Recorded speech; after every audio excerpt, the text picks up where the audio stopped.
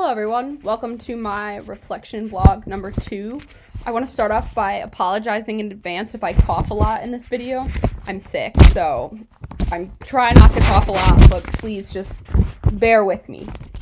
Okay, so for this set of readings, I'm only going to reflect on 2 because the second one I did was queer theory, and that was kind of a long one, so I decided that I had enough information that I think I can reflect enough detail. It's my cat on the book. So for my my overall reflection and how I decided to go about trying to get the most out of these works and give you a lot of information is I'm going to be using the framework for all of this by using women of all types are often marginalized and over-sexualized in society from the groups they belong to, and or often alienated as well. I'm sorry, that's on there too. Okay, so for the first book for the first reading I did was I did the trans misogyny primer. So this was about transgender men and women, and just about that community and the issues and kind of structural things that they face. So for my first kind of reflection, I found that there tends to be a focus or more attention given to male transgender people than to female transgender people.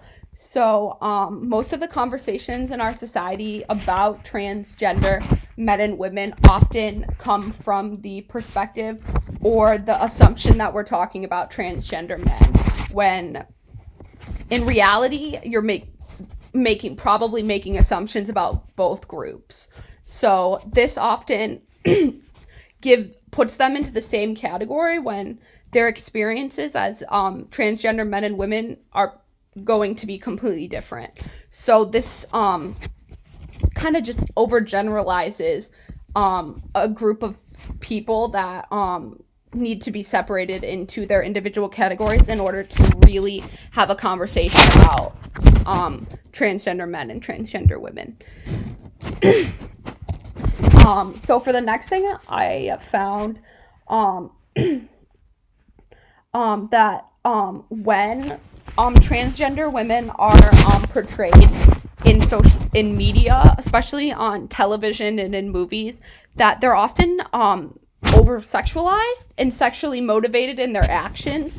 So for example, a lot of the plots involve sex or issues around that, and doesn't leave a lot of room for other issues or aspects of their life that they may face. So it gives a very one aspect description. So it doesn't really give an accurate portrayal of transgender women, and often leads to a lot of ideas about them being they're sexually motivated, when in reality that's more than likely probably not true. And if it is, that's not something that should be demonized like it is in the media. So I thought that was very interesting to kind of reflect on. The next thing for this one, and the last one for this reading, is that there tends to be a more severe treatment of transgender men and being kind of feminine, whereas opposed to being kind of masculine. And I think that we see this throughout all groups of males, that there's a real emphasis on being masculine and being a man. And I think that this one kind of doesn't go with the thesis, but I thought it was a good one to kind of examine, and how even in another subset of males, we find this idea of masculinity, and that something, in order to transition into a male, like you have to be masculine when you don't have to. And I think that it's really detrimental to society to not only portray this onto heterosexual and cisgender males, but also onto transgender men who are trying to transition and find their place in in society, and like learning how to lead a life that they feel comfortable doing as the gender they're trying to be identify as. So for my next book, like I mentioned in the beginning, I read Queer Theory. So I found this book really interesting, and I learned a lot. And the first thing that I think is important to address when reflecting on this book and the idea of queer theory is the idea that, like, the label of queer is kind of like a really general umbrella term for every group that's under it. So, like, for example, queer to describe lesbians, and queer to describe gay, like gays. So I think that this leads to like a over generalization when talking about the queer community, because who are you talking about within that group of people? So I think that's important to really get in and specify again, like, certain what you're talking about within that giant group of people. Going off of that, in society today, they talk about how there's, when talking about the queer community, there's a idea that, like, you're talking about gay males. So kind of like the transgender community, when, like, transgender, you're talking about transgender males. When in the queer community, you're talking about gay males. So everything's kind of male skewed, which if you're talking about a group as a whole, you can't just talk about one section of that group, unless instead of using queer, you should gay male or lesbian, because to use queer as an umbrella really doesn't provide an accurate portrayal of the groups that are under it. Going off of that and speaking to what I talked about in the last part about the trans misogyny and how masculinity is affects all groups of people. So we see that in the book they write about how specifically in, like, gay and lesbian, like, education towards adolescents in the community and stuff like that, there's a real focus on gay male specifically and in terms of masculinity. So there's two things that can be harmful about that.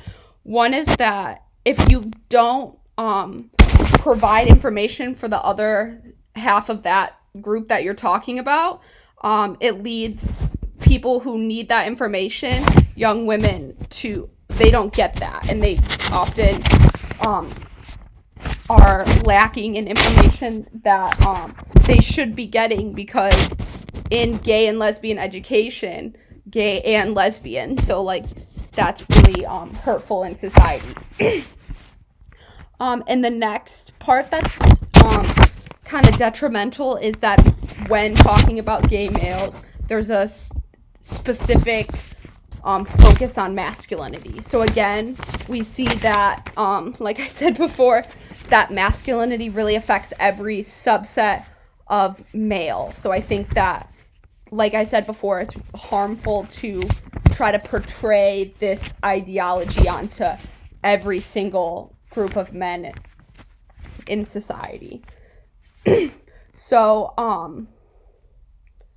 the last point that I kind of want to talk about for this reflection is something that we see again and again, and I spoke to it in the transgender community when I was talking about that one, but we see it in the cisgender community and just overall, that there's a real portrayal of over sexualization and femininity within women in media and female characters in media. So specifically to the lesbian community, often lesbians on TV are portrayed as very, very feminine, and when in fact, like, there's all different types of lesbians, just like there's all different types of women. And I think that this really, really isolates every other lesbian who doesn't necessarily fit into the box of feminine. So I think that it's really important that when we're growing up, especially in media, that we see like, we can identify with someone on TV. So I think that overall, like, within any group of people, that there needs to be less focus on femininity within women's in general, but specifically with lesbians, that, like, if you're not feminine, like, you're not, like, what society deems a acceptable lesbian, which is completely harmful and very, very negative towards the thinking of young women who identify as lesbian but don't identify as very feminine. So it leads them to feel like they don't belong in the lesbian community. So I want to thank everyone for listening to this reflection. I'm sorry I coughed so much, but I really do recommend both of these readings, and I had a really good time reading them and reflecting on them. So I can't wait to see you guys in 2 weeks, and have a good evening.